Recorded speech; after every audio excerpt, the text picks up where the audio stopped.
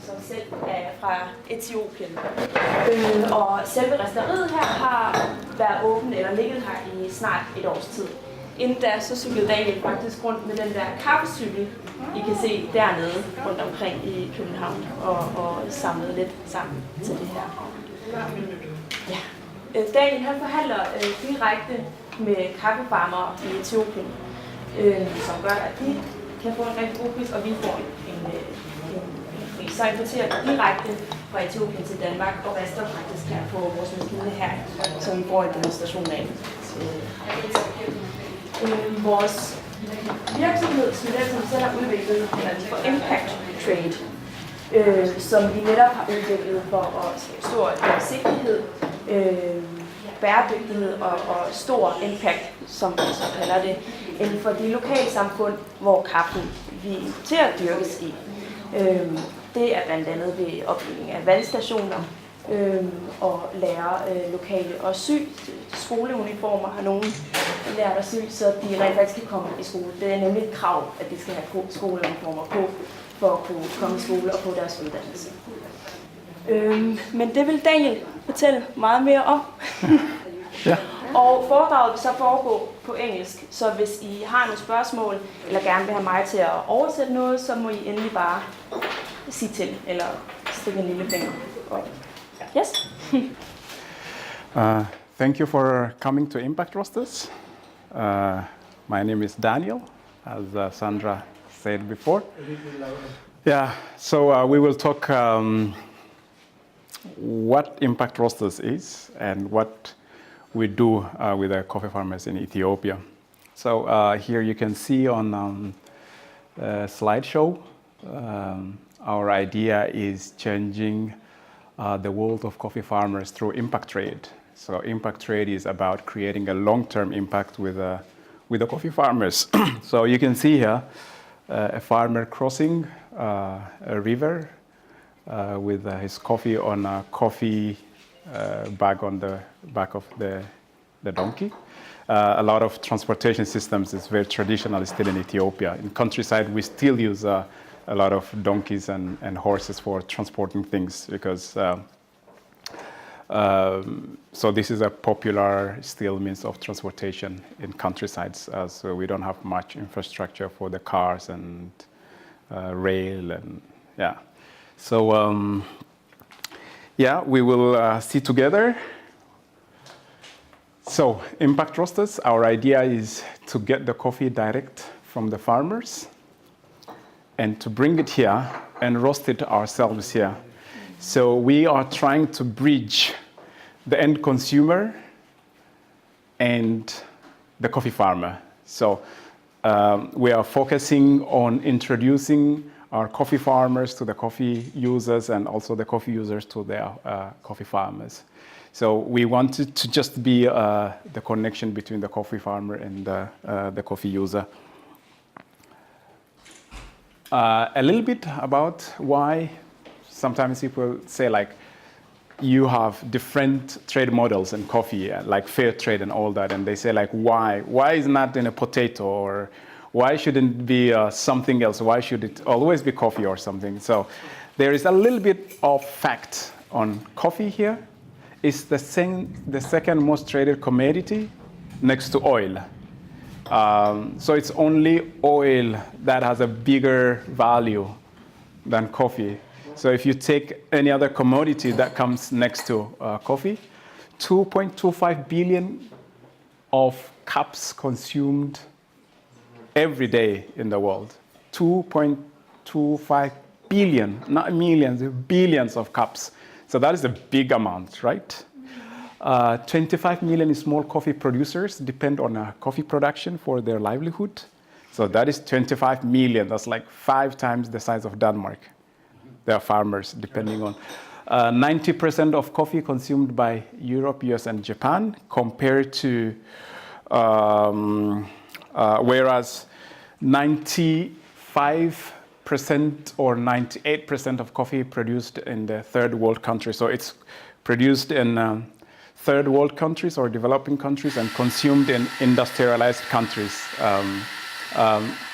And the other is 95% of the coffee profit goes to either the brokers, the exporters, importers, roasters, and retailers.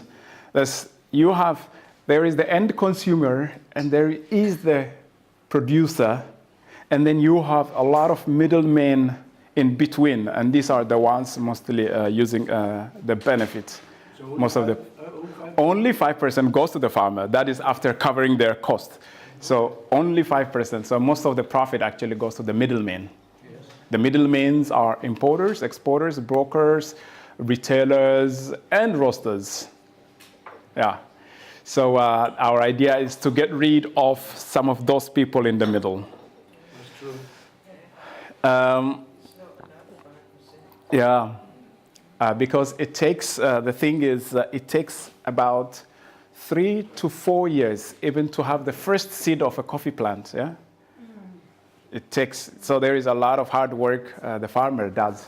So the importer just buys, or the exporter just buys, and so most of the hard work is by the farmer, but they get the little benefit out of the coffee. In 25 million farmers, how much can they produce each? Well, it depends on the size of the farm. Some farms are very small, yeah, and some farms are bigger. Some people have only 1 hectare. Some people have less hectares. Some people have 4 or 5 hectares. So it all depends on the size of. Can they live from it?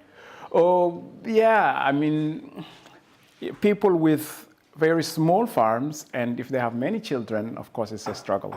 It's very difficult. So people having substantial amount, like 3, 4, or 5 hectares, and not many kids, definitely they can. And it also depends on how much they get out of the coffee, for how much a kilo price, for how much they are selling the coffee and to who they are selling all this. Is there only one harvest a year? In Ethiopia, yes, only 1 harvest from September to January.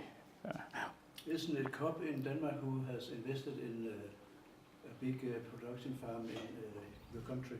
In Ethiopia? Yeah. No, it's in Kenya. That's in Kenya. Yeah, Kwap. That must be huge farms Yeah, that's a Kwap. because Yeah. they need a lot of coffee. Yeah. Yeah. So it's a Danish Kwap. They have a big roastery in Nairobi, in Kenya, not in Ethiopia yet. Yeah. No one is in your country.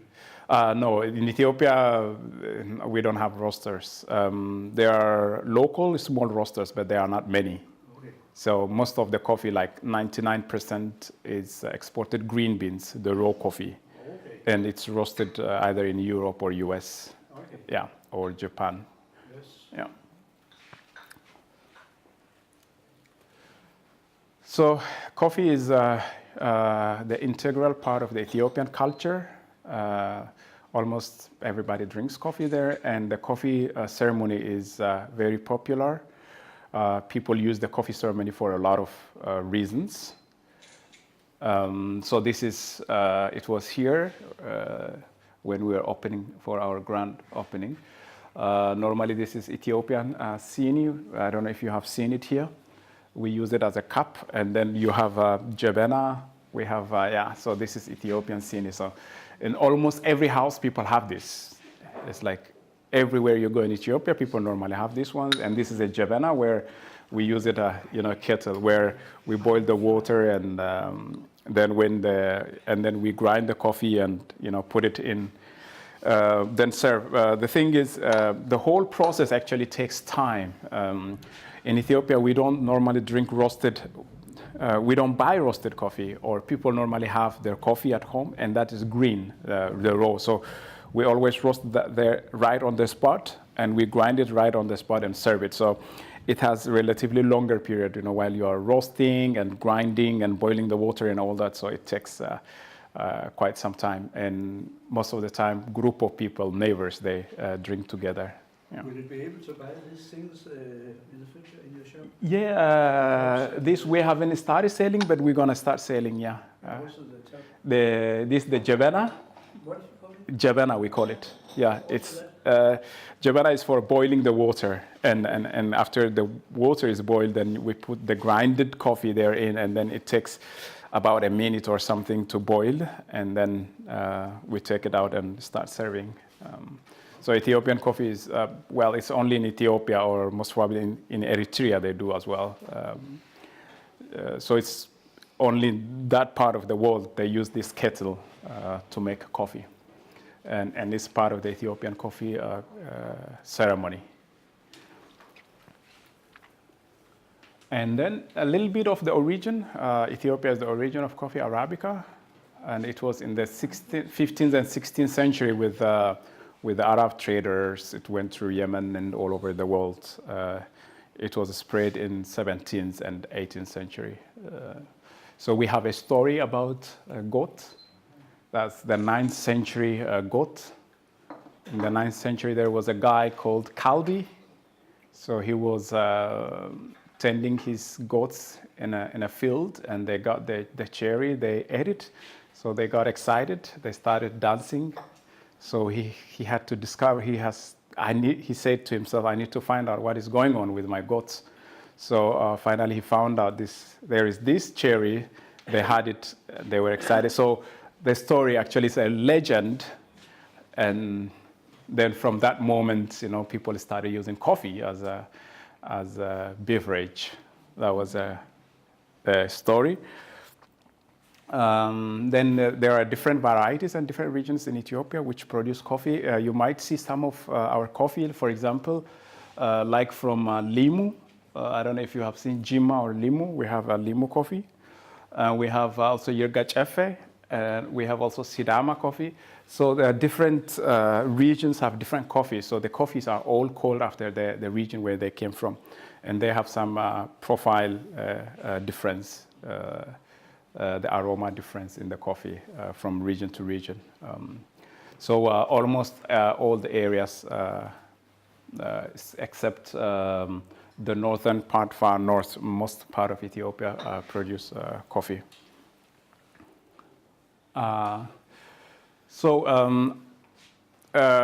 Coffee grows wild only in Ethiopia. Still, there are a lot of,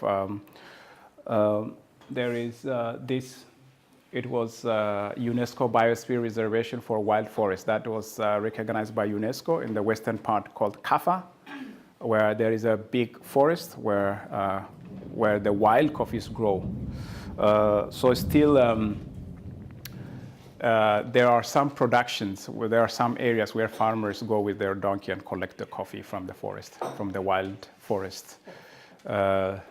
So this is a typical example of a wild forest where coffees grow in the forests. And then, the cultivation. We have basically, in Ethiopia, we don't have a big estate farms, big agriculture. We don't have. Most farms are small, and they grow, the coffee grow at the back of a house, a small house,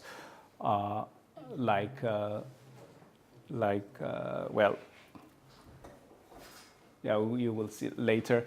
There are hut houses, small houses, and the coffees normally grow at the back of a house. So this is example. I was in Malokoza, where we also get coffee from. We were doing also training there. And this is one of a local merchant where he has his cemented floor where he puts his coffee and dries.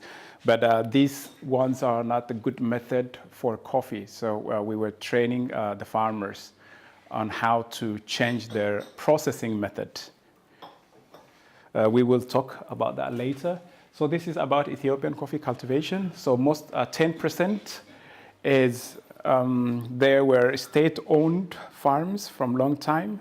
So they are just 10% of the country production, and 50% is garden, and then the rest is almost, this is forest, this is semi-forest, but there are forest parts which are where people cannot go and not accessible. The coffee is there, but people cannot go there because they are far remote areas. So that is about 5% purely. This semi-forest is where people can go and collect the coffee themselves. They are allowed to go and collect, and it's accessible. So that is like semi-forest because people can go and pick up the cherries themselves. And then about the processing, then after they collect the cherries, how do they process? It is, we have two methods, the sun-dried and the wet-washed. And the what? Sun-dried and wet-washed. Okay. So I will talk a little bit about these two processes. If you can turn on the machine. The sun-dried is, we have a coffee plant there. I don't know if you have seen it. And it's actual plant with the cherries. You can see, we will see later. It's a coffee plant with a cherry. So these cherries, the red cherries, are collected and they are put just on a bed. And they are laid to dry for about 8 weeks. They're in the sun. And then with a machine, you remove the dried outer cover.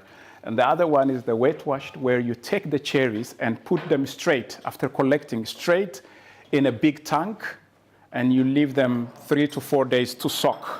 So when they are soaked, then you remove with a broom kind of thing, slowly. So because of these processing methods, we have difference in flavors. This has more natural and a stronger taste and more aromas. But these wet washed, they're clean, so they have cleaner taste so it doesn't have this earthy kind of taste. It doesn't have, it's just clean taste you have. But this has more aromas because it has the cherries together that stayed for a long time. So that's the one we have here. Yeah, that is actually the sun-dried. The one you are having now is the sun-dried coffee. Yeah, how was the coffee? How was it? It's very, very good. Very tasteful. Okay, thank you.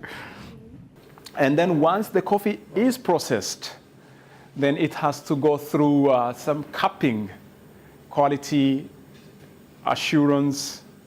You know, we have to check, we have to see if it is in the quality that we want. We need to measure the humidity, and we need to measure the color, and if there are bad beans there and all that we need to do.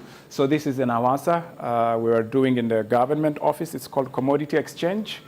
So we were tasting the coffee, the quality and the aroma and everything should be checked. And after it is checked that, you know, before the coffee is exported out of the country, there is a board called the Ethiopian Coffee Board that assures the quality.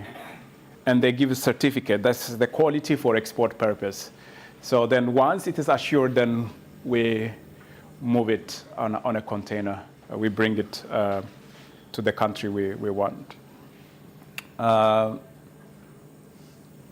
Yeah, but before that, I maybe a little bit talk about the cherries. So this is now red cherry. This is all ready now to be processed. Only the red cherries are collected. Yeah, they are like this, and then if we take out, there are normally 2 paired beans side by side. So I have like now 2 beans. So this is quite sweet. In some parts of the country, we drink it as a tea. This one, once it is dried, you can use it as a tea, a cherry tea, and it's quite sweet. The sweetness in coffee actually comes from this the outer cover. So these things should be removed. So the process I was talking about is this. So in the sun-dried method, you just put the cherry in the sun for about 2 months, and then with a machine you remove it from the bean. But in the wet-washed one, the cherry should be put in a big tank where this thing should soak. Yeah, should get kind of rotten or something. Then you remove by broom kind of thing. There is a traditional washing method in Ethiopia. And then finally you have these beans. So these beans, they still have the outer cover, the hard shell. The bean is still in the hard shell. So the hard shell is removed by a machine. So there are a couple of processes generally before we actually get the actual bean. So this is, and then finally we do the quality control, and then when we are quite sure that it is the quality that we are looking for, then we need to export it.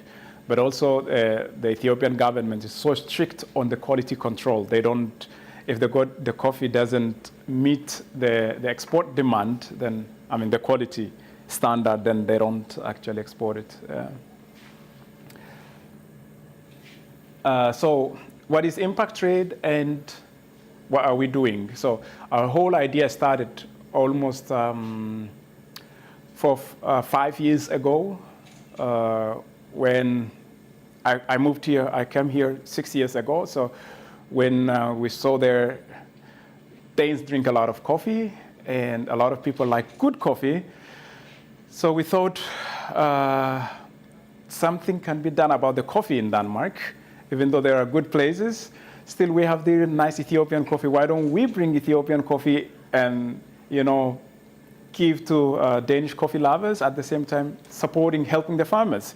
So we wanted to come up with our trade model. That is, we just didn't want to be like any kind of trade model, but a trade model that brings actually impact. So we said impact trade, that is bringing long-term impact for the farmers. So these are some of our projects. So what are we doing? Basically, we try to empower the youth. Of course, we also do this quality control training kind of thing for the farmers, how they can improve the coffee quality. That's part of our impact project. But this focuses on the youth, the younger ones. So creating a job or supporting schools which don't have water or something, or the local young girls to engage themselves in like sports activity where they develop their confidence and all that. And it can be also their meeting, point, a reason to meet kind of thing. We set it up, and also we made a sewing center, machine training center for girls and boys. So we train like 20 boys and girls in the sewing machine. Some of them actually bought their own machine and started having their own job. So the whole idea is to empower the local youth and also support the farmers with the quality, with the coffee quality. So we will see some of the projects. So why are we interested in the projects? Even though there are a lot of trade models, they all claim that they are doing a lot of change, but actually there is a little evidence to support what they are saying. So we thought, okay, maybe engaging ourselves direct with the farmers might be better. So you might know Fair Trade and Rainforest Alliance, UTZ, Direct Trade, and there are a lot of trade models in the coffee, but there is little evidence. That's what a lot of research actually say. There was from 2012 to 2014, there was a study on the fair trade in Ethiopia and Uganda. And the research was by the British government, and they actually said the fair trade doesn't really support the farmers much, and many farmers even cannot afford the fee, because if you want to be a fair trade, you need to pay the fee and all that. So then we thought, maybe why don't we just work direct with the farmers instead of asking them for a certificate or. So most trade models are top to bottom. They are more from consuming country to producing country. So we thought maybe we start with the farmers. So let the trade model go from bottom to up. So we wanted to go the other direction. So we believe we are new. It's about 3 years ago since we started this project and all that. We believe it's possible to do from the results that we have. And the farmers, if you engage the farmers, actually they will be committed. If you pay higher price, that is great. But to keep the farmers always around, it's better to engage them with the local projects. So then they will always be committed. So it's like the idea is also always being close to the farmers. The focus is on the ownership and partnership. That the farmers, when they do the projects, we don't normally do the projects by ourselves. We talk to the people, and then they take care of it themselves. They run it themselves. So here is the comparison we made. So the free market, that's the market price. That's the fair trade price is a little above the market price, right? The fair price is the fair trade is believed to be higher. And then we have the direct trade, those who buy direct from the farmer, they claim this.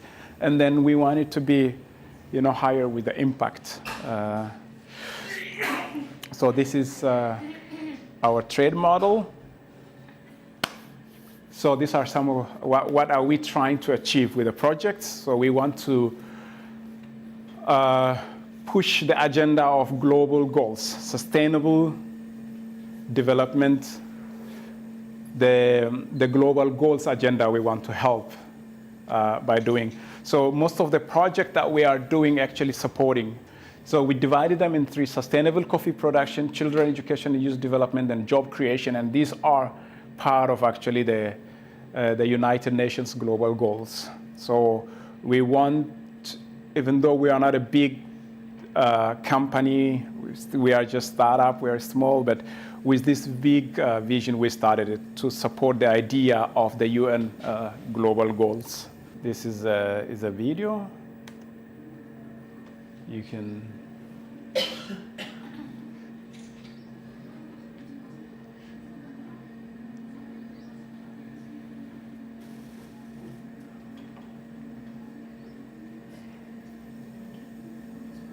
This is partially, some of them dried, like you can see some, they are now collecting the green ones, the green,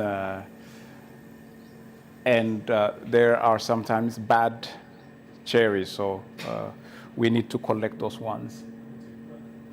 So the other one is children education. So we will get strawberry soon, and we're gonna start roasting now. So I'm about to finish. Here is a water tap station. We normally make water taps to schools which don't have. There is a water tap here we made actually almost 2.5 years ago, where the kids used to go with the plastic jerry cans like this. They always have to carry it. Then we thought, okay, it's better we can do this. So we did with the local people. We discussed. We talked to the school, and they said, yes, we are ready to support you. We can be part of this project. So we made this water available for 1,000 students, about 1,000 students. This is upper elementary school in Ethiopia. So these are the students going with their, there is an example. There is this guy called Nis. He bought 5 kilos of coffee to support a student in Ethiopia. So we made actually a uniform in Nis' name. Okay. Because he bought 5 kilos, and then from the 5 kilo, we gave some part of the money for the school buying the uniforms. And then sports activity, like I said, we have boys and girls football team. It was when we were opening this place almost 11 months ago. We had a campaign to gather footballs and the shoes. So we gathered some shoes and some balls from the locals. I mean, we were exchanging with the coffee here. So we give half a kilo or a kilo or quarter a kilo or something, and then we take shoes. So we were kind of exchanging coffee with the sports material and taking it to Ethiopia. So we have both boys and girls. Now we have almost like 70 or 80 boys and girls in the sports, in the club now. That's a good idea. Yeah, and that's when I went with the balls from here, from Copenhagen. That was like 11 months ago or some 10. Did you No, support- that was 6 months ago. Did you support them with the They are in the training. She's a teacher, so she's training the local youth.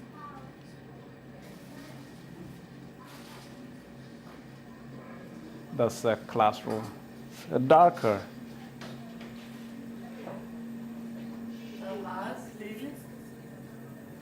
Yeah? It's very silent, not classroom. Yeah, very silent. Yeah, it's a dark. Yeah. Sen kıymetini var. Aziz kızı yerler.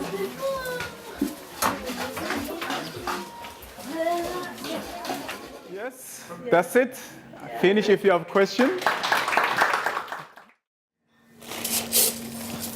So these are the green beans that came from Ethiopia like this. So these are the normal beans. And this is a roaster. Now, this is a roaster, and it is from the Netherlands. It's called Gießen. It's a company called Gießen that produces. So this is 15 kilo a batch size. That's at a time it roasts up to 15 kilo. And it takes 10 to 12 minutes or 13 minutes, depending on how we want to roast it. Is it light roast or medium or dark roast? So depending on the type of brew that we want, so we decide how we want it to be.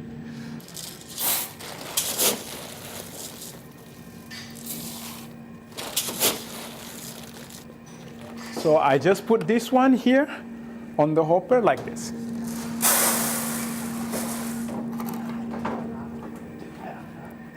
And then I see if it is the right temperature. So this is called a control panel, where we control the heat, the gas. It runs by gas, the gas, and then the temperature of the machine I control from here. It's like the brain.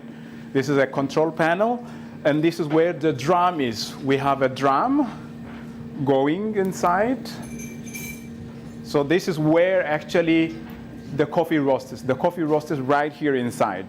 And this is just a cooling tray where the coffee cools down, because it is up to 205 to 210 degrees centigrade when we take it out.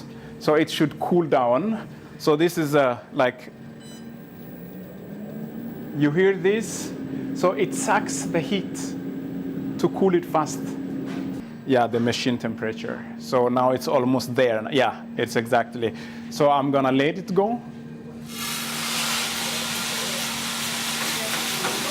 Now you can see the beans here. They are. So the first.